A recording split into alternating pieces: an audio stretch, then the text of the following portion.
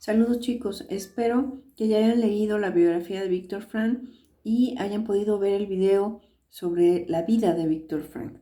Vamos a iniciar una serie de videos en torno a la logoterapia. Iniciemos hablando de Viktor Frankl. Viktor Frankl es un médico austriaco judío, se formó como neuropsiquiatra y obtuvo un doctorado en filosofía. Fue uno de los grandes sobrevivientes del Holocausto. Publicó más de 30 libros y obtuvo títulos de doctor honoris causa en varias universidades alrededor de todo el mundo. Inicialmente se formó como médico, como neuropsiquiatra, pero siempre estaba a favor de recuperar la dignidad del ser humano y la rehumanización de la medicina.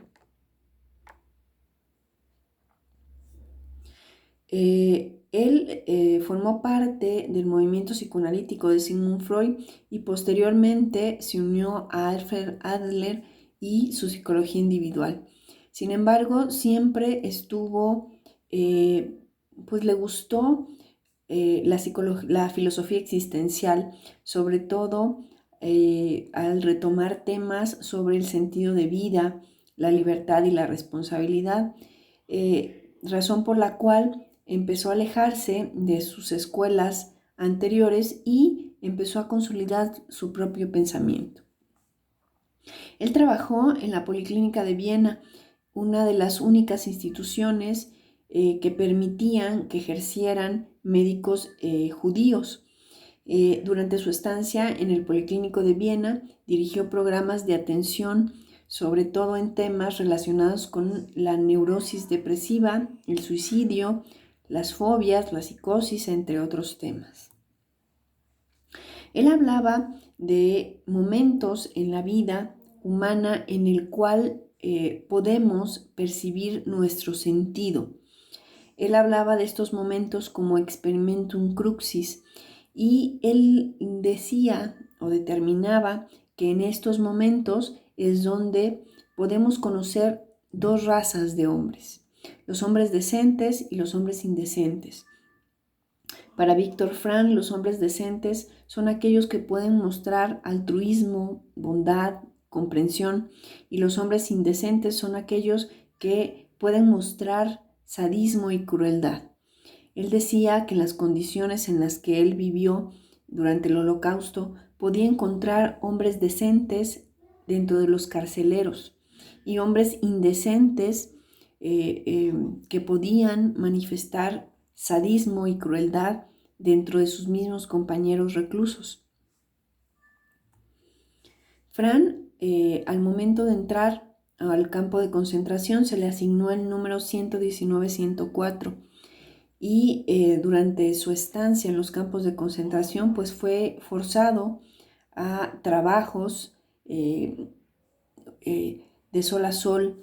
Durante este proceso en el que estuvo en los campos de concentración, su padre fallece en sus brazos y aunque buscaba tener noticias de sus hermanos y de su madre y de su esposa, a la única que pudo lograr ver fue a su madre, que pudo distinguirla entre un grupo de mujeres y la observó rezando. Y él se quedó tranquilo porque al ver la fe de su mamá, pensó que esto la sostendría durante el periodo de encierro en los campos de concentración. No volvió a tener noticias de su esposa y su esposa sobrevivió. Sin embargo, durante todo el periodo en campos de concentración, pero al momento de ser liberados, murió producto de el desbordamiento de las personas. Corrieron, la empujaron, la tiraron y pasaron sobre ella. Cuando él entró en el campo de concentración, llevaba bajo el brazo el manuscrito de su primer libro. Cuando entró al campo de concentración, le arrebataron este manuscrito y una de sus grandes tareas es repasar mentalmente su libro para poder reescribirlo cuando fueran liberados.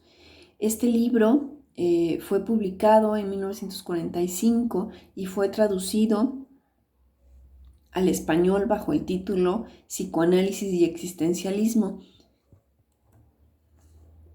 De este consolida el trabajo de la logoterapia y lo que él llama análisis existencial. En este método, en el método de la logoterapia, integra elementos médicos, psicoanalíticos, científicos, filosóficos, pero además antropológicos. Su concepción del ser humano se incrementa. Por ahí, cuando hablamos de los modelos humanistas, hablamos de la concepción biopsico, el hombre como ser, un cuerpo y alma, una mente y un cuerpo.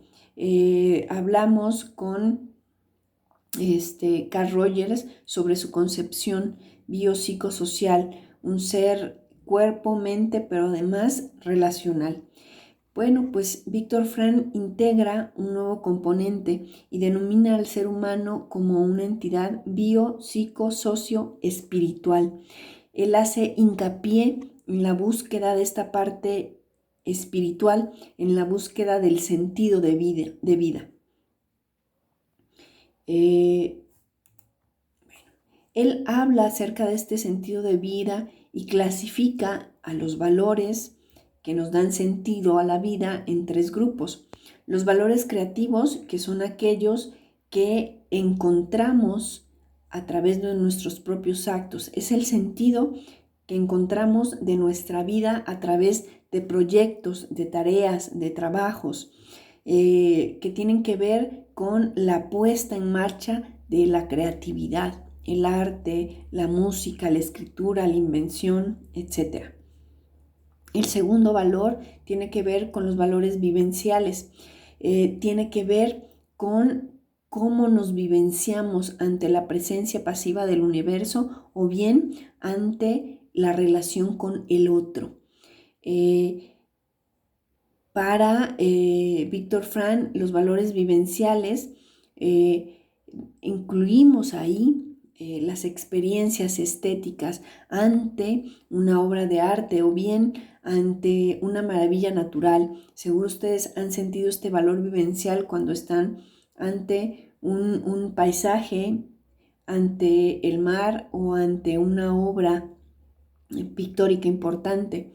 Sin embargo, Viktor Frankl dice que la vivencia más importante dentro de los valores vivenciales es experimentar el valor de la otra persona, y esto solo se logra a través de la afectividad.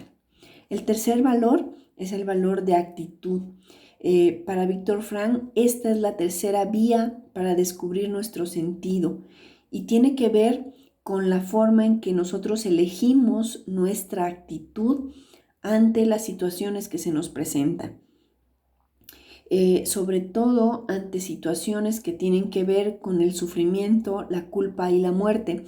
Viktor Frankl habla de estos 3 elementos como la tríada trágica, y Frankl dice que el sufrimiento es inevitable porque es parte de la vida, pero que nosotros como seres humanos tenemos la libertad de elegir la actitud ante esta tríada trágica.